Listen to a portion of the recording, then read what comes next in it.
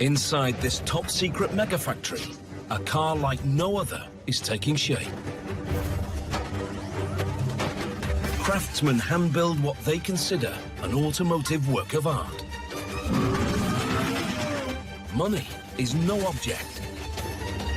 This machine must redefine a billion-dollar brand. Failure, not an option.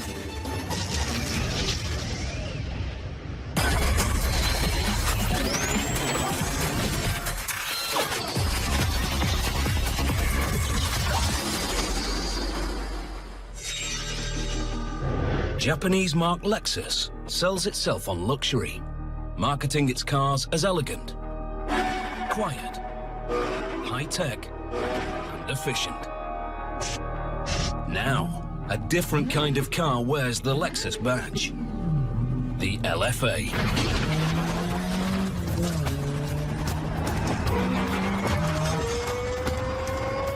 Aggressive, loud, agile. Highest revving V10 engine in a production car. 325 kilometers per hour. A car like nothing Lexus has ever produced before.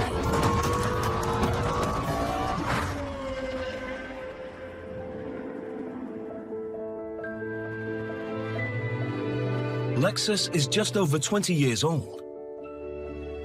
The world's largest car maker, Toyota, created the brand to compete with other high-flying luxury marques, Mercedes-Benz, BMW, and Jaguar. It's worked.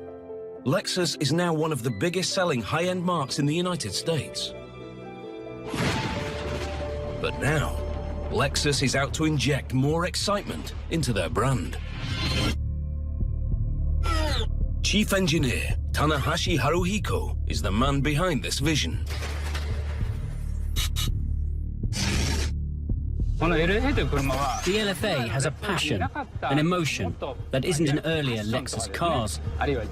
We wanted to move the brand in that direction. That's how we made this car. Tanahashi believes the marque can mean more than just luxury. I wanted to make a new sports car, one that could stand against the long-established European so-called supercars, Porsche, Ferrari, and Lamborghini, to show that we Japanese could make something like that.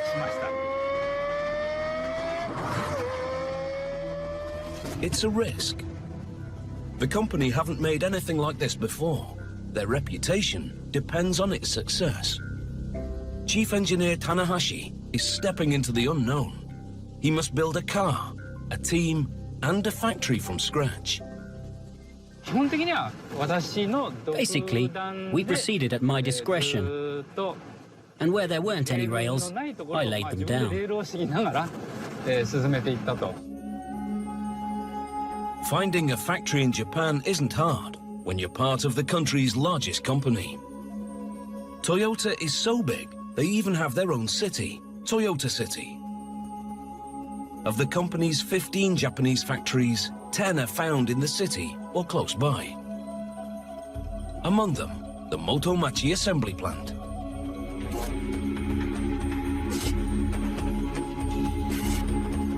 The company transformed two unassuming blocks of this megafactory to create the LFA. They then scoured Toyota's 50,000 Japanese workforce to handpick just 175.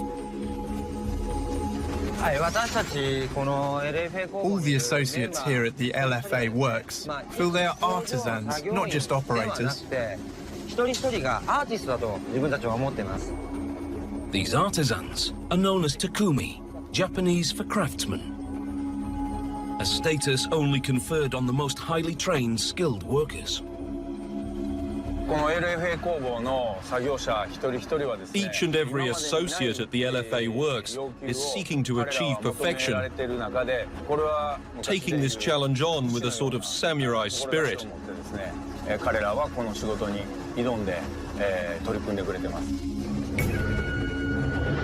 Yamanaka Shigeru is manager of the LFA Works. His teamwork credentials come from another time-honored Japanese tradition: baseball. Before this, I was working as manager of the Toyota Motor Corporation baseball team, which brought people together from lots of different... It was because I could match that organization that I've made manager here. To reach their goal, they're tight-knit to utilize sophisticated tools and materials to build car. The most important of these is carbon fiber composite. Carbon is crucial to the car's performance. It's a material 5 times the strength of steel, yet a quarter lighter.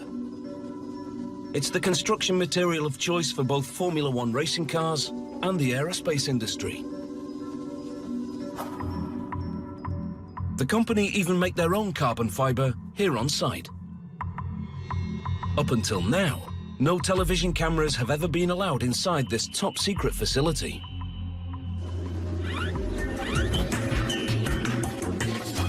First, simple strands of carbon fiber are woven into a pliable cloth using an automated weaving machine. This fabric is then transformed through heat, pressure, polycarbonate resin, and labor-intensive techniques into the car's core, known as the tub. The tub is pieced together like a 3D jigsaw. It starts with the construction of the floor. To make it, precisely cut carbon fiber cloth is lifted onto a mold. Next, skilled Takumi smooth the supple fabric over the mold. This one is for the transmission tunnel that will house the drive shaft and exhaust. In very complex areas like this, the fabric inevitably becomes frayed and not very neat. The associates work with these areas as if working with silk, taking great care every day. They also wear masks to avoid breathing in the hazardous fibers. In the beginning, the associates found it very difficult to work this material. It was much easier when they used an iron.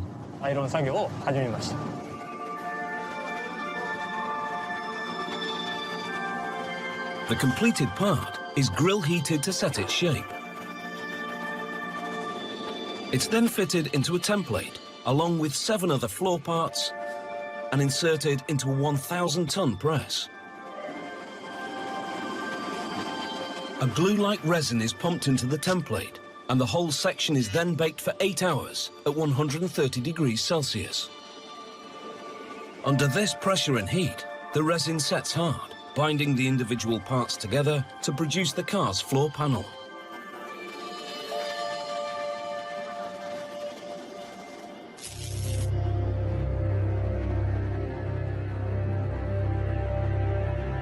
Back in 2000, the concept of a world-beating supercar only exists in one man's head. At the company, I talked to just a small group of people at the top, not expecting anything, and they said, go ahead and try. With permission to proceed, Tanahashi gathers a team of engineers around him, and they start to make the basic engineering decisions. In the beginning, we planned to make the body from aluminium. But Tanahashi is fascinated with the possibilities offered by carbon. Developing a supercar, a super sports car, carbon fiber was a material I really wanted to try using, if at all possible. But this wonder material has its drawbacks. It's expensive, and the company has never used it to build any of their cars before. Despite these significant challenges, Tanahashi gets his way. In 2005, my boss said, why not go for carbon? Slapping me on the shoulder. And I made the decision to go for carbon then. It's a bold step. Everyone involved with this project must master a material they have no experience with at all. It was the first time the workers had touched carbon, and everything about it was difficult for the workers.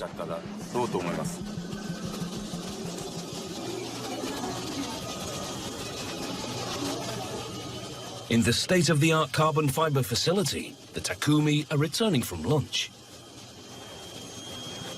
They vacuum themselves down to remove any foreign particles before entering a highly confidential sealed room.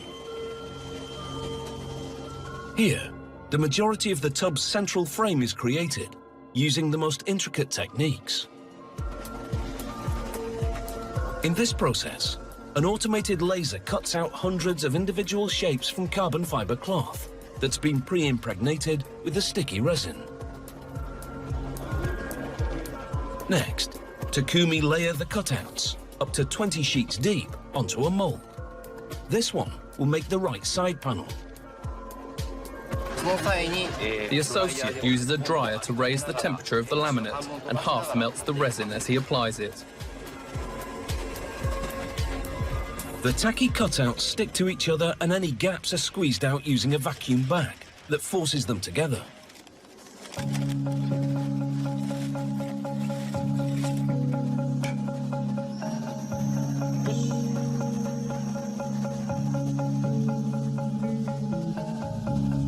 The shrink-wrapped side panel is then wheeled across the works and loaded into a pressurized oven.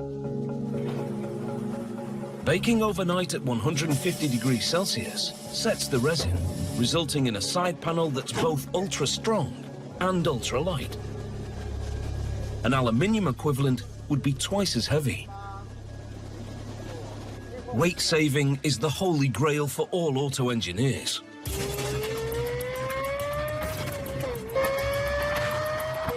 Less weight and more power leads to increased acceleration, and speed defines a supercar. The body of the LFA is 65% carbon fiber, helping it accelerate from 0 to 100 kilometers per hour in 3.7 seconds. If made of aluminium, it will be 100 kilograms heavier, like having a sumo wrestler in the passenger seat. As it is, this car weighs just 1,400 kilograms all in.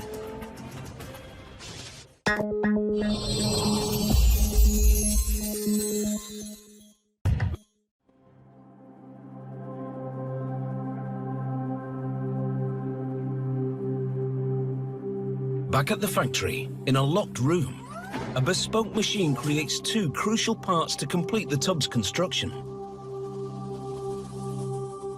The roof rails support the windscreen, as well as protecting the driver if the car rolls over. This custom-built circular loom weaves the carbon rail in 3D. It uses lasers to control the feed of carbon fiber strands onto 144 bobbins. These knit the carbon around a top-secret automated template that's fed through the center of the loom. This is done twice over to cross-thatch the carbon weave, so giving the rail its strength. The whole mechanism has its own control box, and for good reason. If something goes wrong, even a little thing, the shape gets distorted immediately, so the operator constantly pays attention to avoid this. The side rail is heated and impregnated with more resin to complete its metamorphosis from a flexible tube to a rock-hard rail. You may think that this is quite heavy, but it is only 2 kilograms. The tub is bonded in another top-secret jig.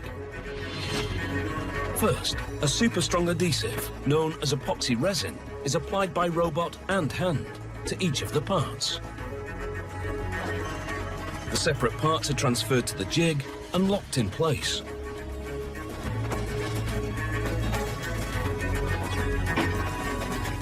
Pop rivets keep the pieces aligned.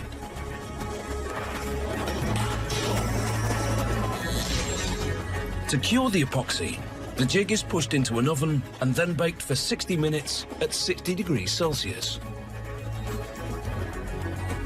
The resulting tub is so strong, it acts as both the structural core of the car and as a crush-resistant safety cell, should the car crash.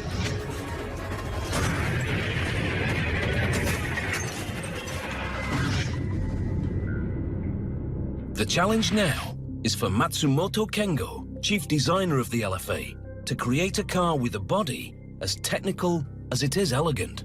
For us, aerodynamics, heat and airflow management should be tangible in the design. A conventional car cools its engine with forward-mounted radiators that suck cold air through a front grille. Not the LFA. Front space is at a premium, so coolant is pumped from the hot engine to twin radiators mounted behind the car's rear wheels. Matsumoto had to shape the car to funnel cold air to these vital components. Airflow management is optimally controlled by setting the angle between the door mirror and the cabin. It goes past the cabin and smoothly into the air intake for the rear radiator. This shape is not just for styling. The intake is deliberately formed here, from the base of the glass. The result is an airflow system capable of cooling the engine even under the most extreme race conditions.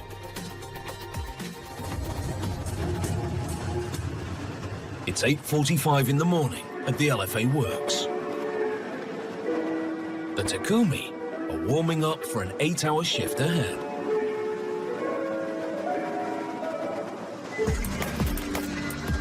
Their first task is to greet the bare cabin as it arrives from its 15-day build in carbon round the corner.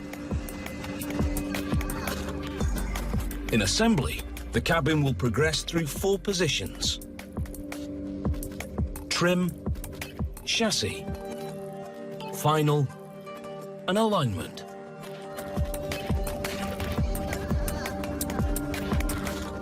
$15,000 parts go into making an LFA. The first of these are attached here in trim.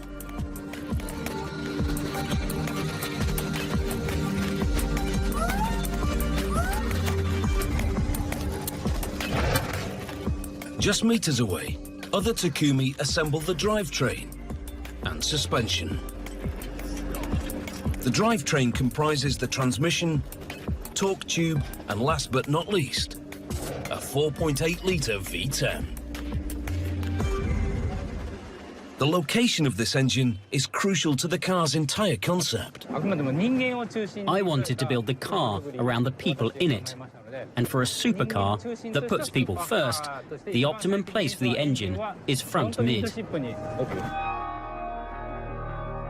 This front mid location puts the engine between the driver and the car's front wheels. With the transmission placed at the rear, the driver is in the center and the car feels balanced to drive.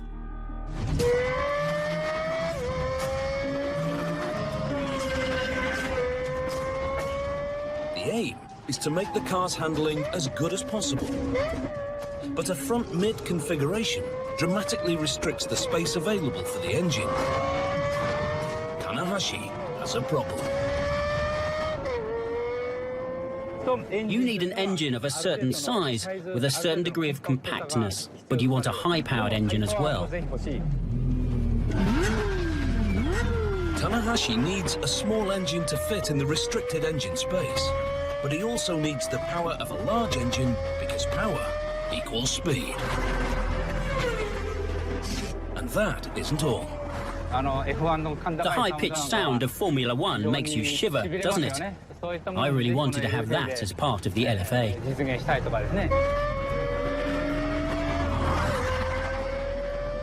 Only a high-revving V10 engine supplies this combination of power and sound, but a traditional V10 is too big for his mid-front configuration. Lexus have made nothing like this before. Their production line cars use 6- and 8-cylinder engines engineered for a super quiet ride. This V10 will be the opposite. Tanahashi turns to some old friends for help. We are a motorcycle manufacturer. We understand power alone is not enough in a vehicle. For a sports car, small and lightweight is critical.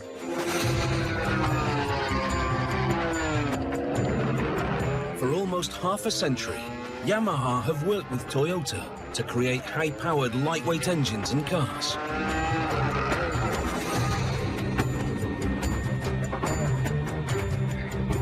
The legendary 2000 GT, star of the James Bond film You Only Live Twice, and Japan's first true sports car, was the first fruit of their collaboration.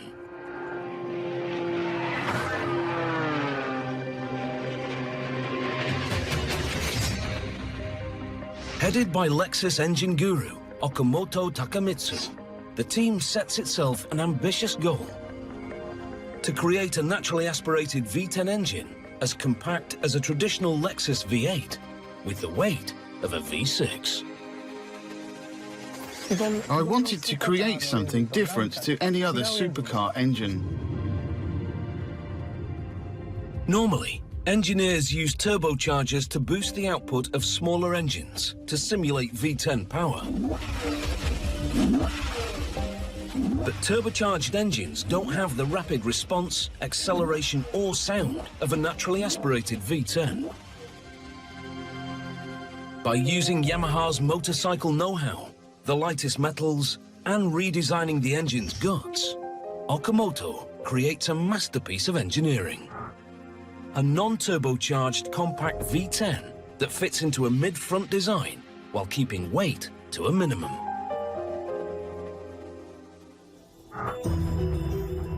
The engine starts life in Toyota's Miyoshi plant as molten aluminium. It's cast in a 3D resin-impregnated sand mold made from 37 individual blocks that take a week to fashion. With the blocks fitted together, the mold is ready to be filled. At 750 degrees Celsius, impurities are scooped off the top of the molten aluminium.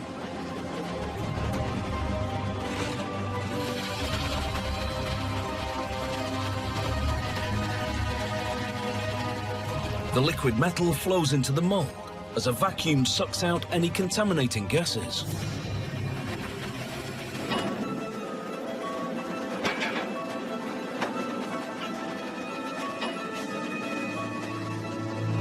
Two hours later, with the metal set, the sand is hammered off to reveal the solid aluminium engine block inside.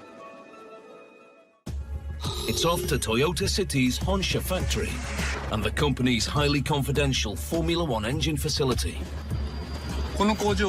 These works are always off limits. We're going to go in.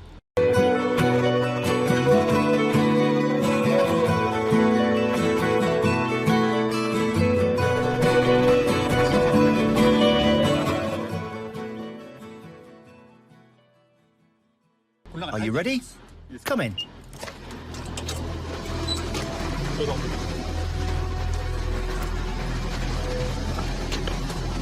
Television cameras have never been allowed in here before.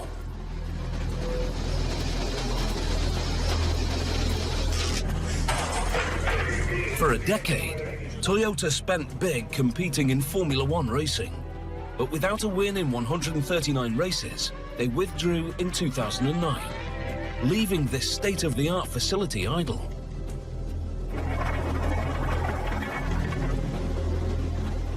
For the LFA team, it was too good an opportunity to miss.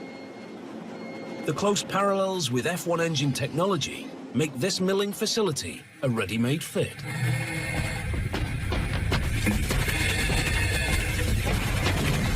In these million-dollar automated machining tools, the rough engine casts are milled, drilled and polished before emerging as precisely spec'd engine blocks.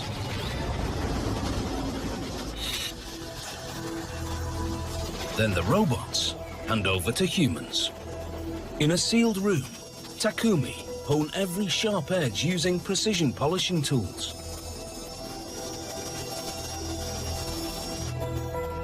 Finally, a highly skilled Takumi pre-assembles the finished engine blocks to check they fit precisely.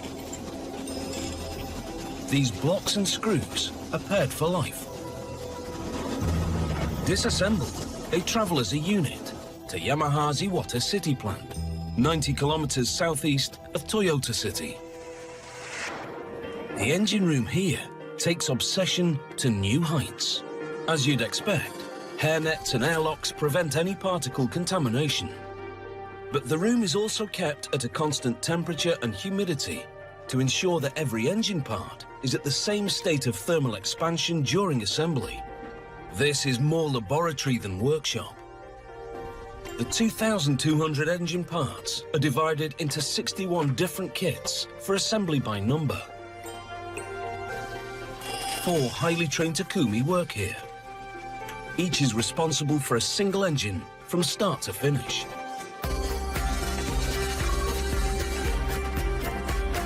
To avoid any mistakes, they follow a series of on-screen instructions. It takes 2.5 days to complete the build of one engine.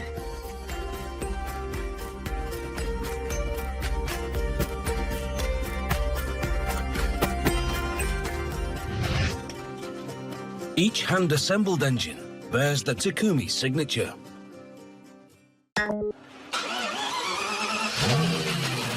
Before this masterpiece goes anywhere near a car, it undergoes a half-day of exhaustive testing in the room next door to engine assembly.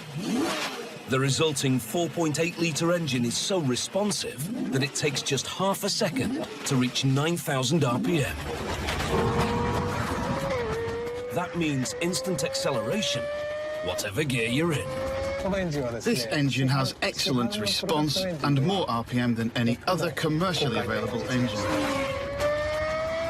Response time is so fast that a digital rev counter is the only unit able to keep up. And the sound of this high-revving engine is unmistakable.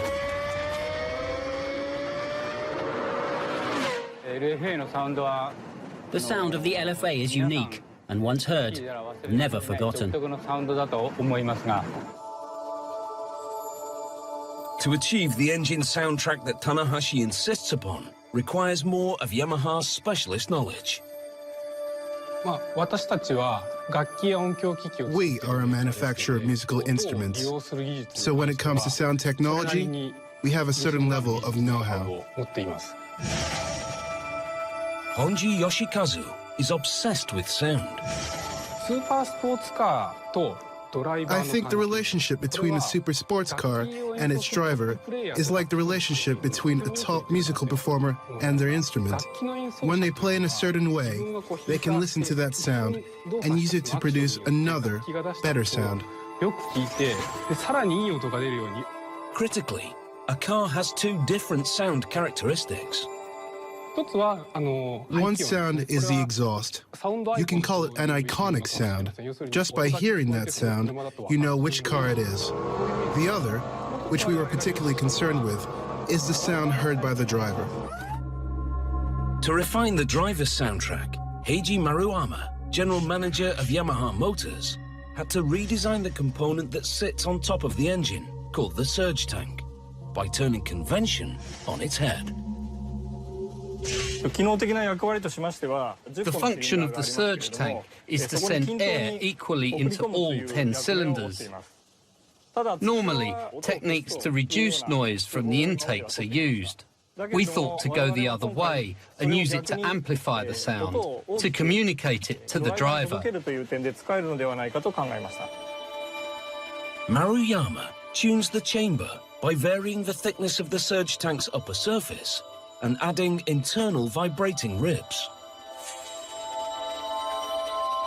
The construction is very like that of an acoustic guitar or violin. The team channeled these good vibrations back into the cabin using sound passages. We use these to send low-pitch sound to the driver's feet and higher frequency sounds through at ear level. The driver is in the middle of this dynamic surround sound system. The completed engine is forklifted onto a waiting truck for shipment back to the LFA works.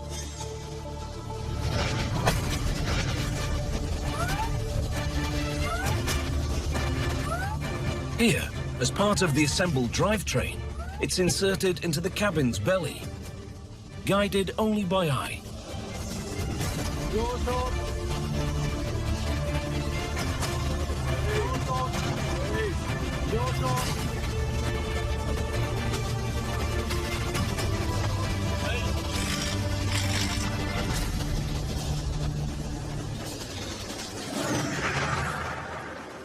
With the guts of the car in place, it's time to feed them. An automated pump injects engine oil, brake fluid and coolant into the appropriate underbonnet opening. In Japan, machines play a tune to alert anybody nearby that they're running. This one plays an American folk song. With the precise volume of fluid added, the pump stops, as does the music. The car's 9 moulded glass fibre body panels are manufactured off-site. This material is both strong and light, but far cheaper to replace than carbon fibre, should the car crash. The paint shop is under the same roof as assembly, but it's a very different world in here.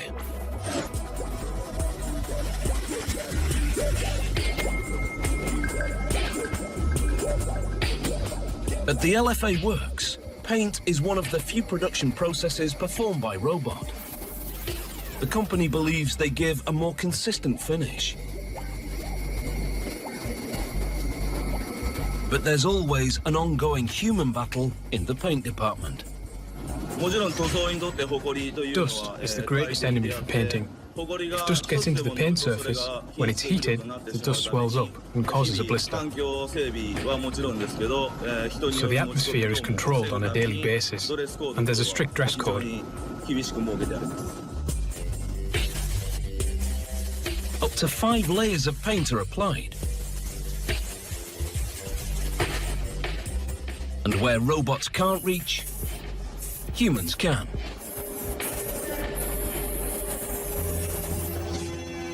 Job done.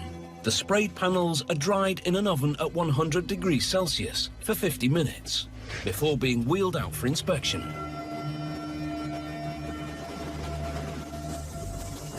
The battle against dust continues, with water nozzles spraying a fine mist into the air to stop anything drifting onto the pristine surfaces.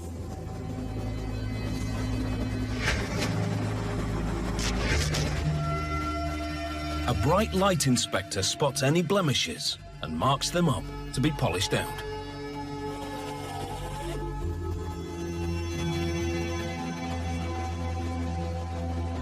The completed panels are wheeled out of paint across the factory floor and attached to the carbon tub back in assembly at the 3rd position on the line, known as final. Here, the hand-stitched leather interior is installed, and the forged aluminium wheels with bespoke Bridgestone tyres are also fitted. It looks as if the associates are performing each task very slowly, but every one of them is working very carefully and with a high degree of certainty. If you compare it to a sport, they are top players who complete a successful play every time.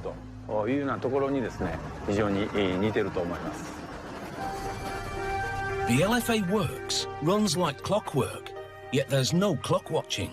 The reason why there is so much time is that Chief Yamanaka tells us to take our time and work slowly so that we can make something that we know is good. How can I put it?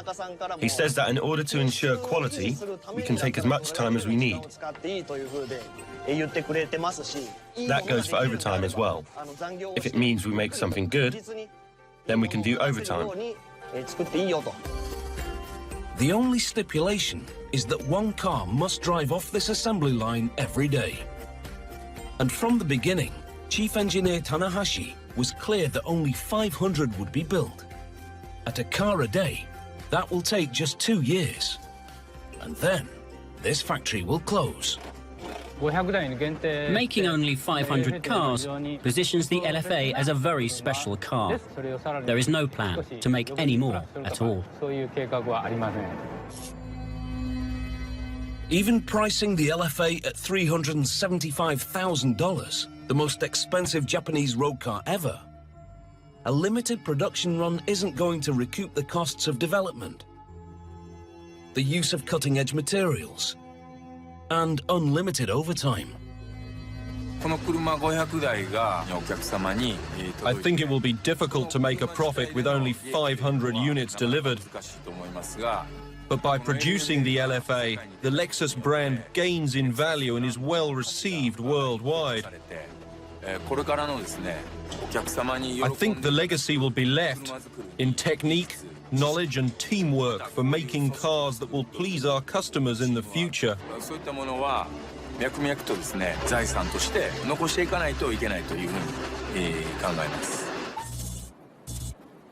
Back in 2004, with the prototype built, Chief Engineer Tanahashi takes a bold decision. He wants the car proved on the severest of tracks. Nothing in Japan fits the bill. So he takes the entire development team to the notorious Nürburgring in Germany.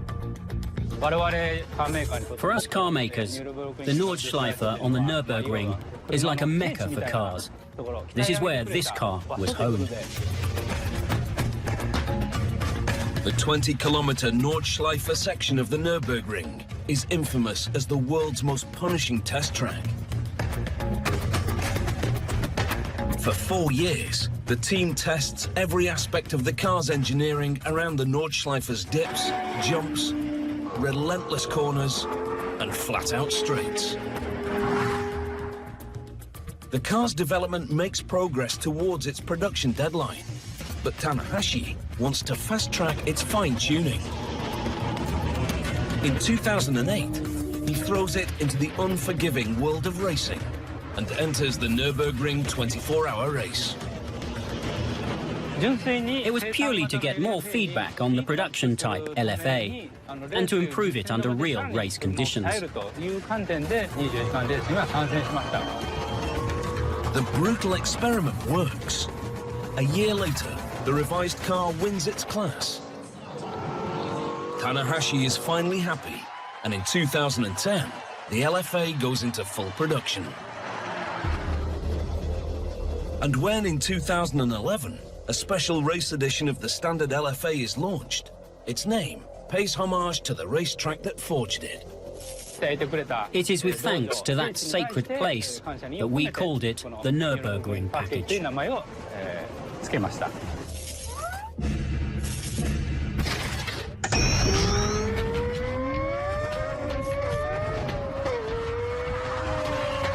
This Nürburgring package has a retuned engine which pumps out 571 horsepower, 11 more than the standard engine.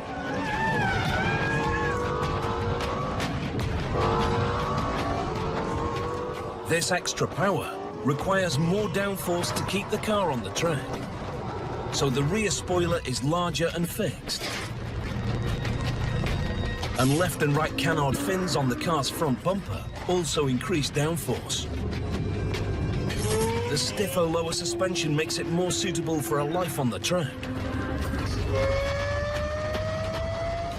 Finally, to increase acceleration, the computerized transmission is upgraded to change a split second faster. It all adds up to a Japanese supercar. Only 50 will be built, each with a price tag $70,000 more than a standard LFA. Back at the LFA works, in assembly's last position, the wheels are aligned to ensure the car handles perfectly. After 3 days in assembly, the car officially moves to inspection.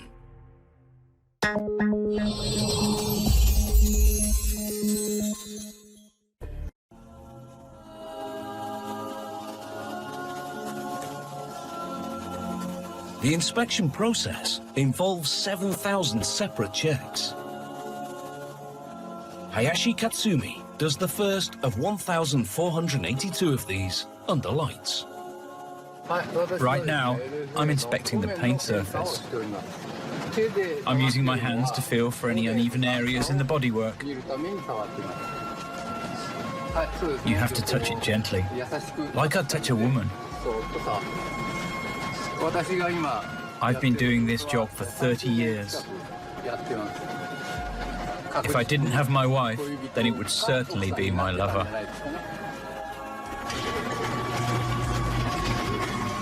With the internal and external surface inspection signed off, the car leaves the LFA works for good. It's driven through the Motomachi plant into quality control. This will be its home for the next 7 days.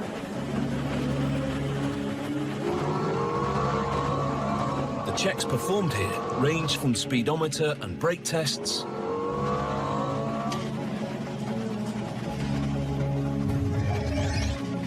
to water tightness.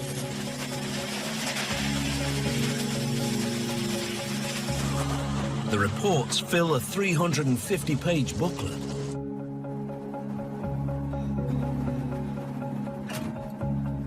Finally, test driver Amano Nobuaki ensures each of these cars is road ready when it leaves the factory. The car is bedded in on Motomachi's very own test track. The mass sections of the bodywork are to protect vulnerable areas from stone chips. I think this is the best possible job in the world. Amano checks the car's controllability, engine sound, power, braking performance, and vibration noise on the 1 kilometer track. There is one danger driving this car every day. Every now and again, I just want to forget the job and drive this car away somewhere to have for myself.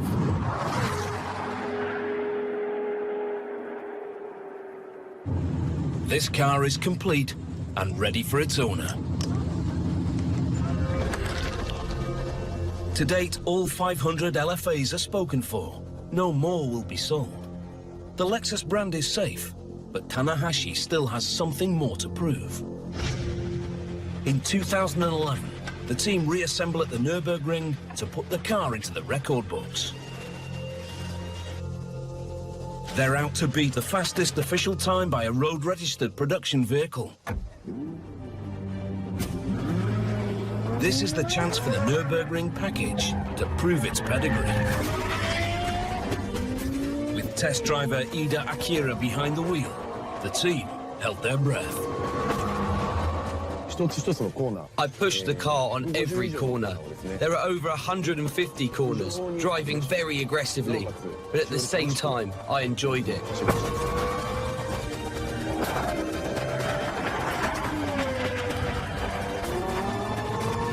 To beat the record, Ida must average 167 kilometers per hour over the track's 20 kilometers.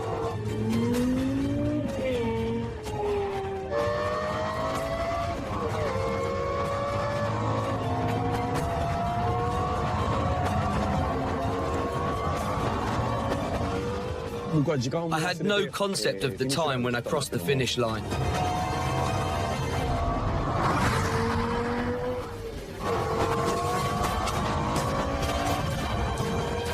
Seven minutes, 14 seconds.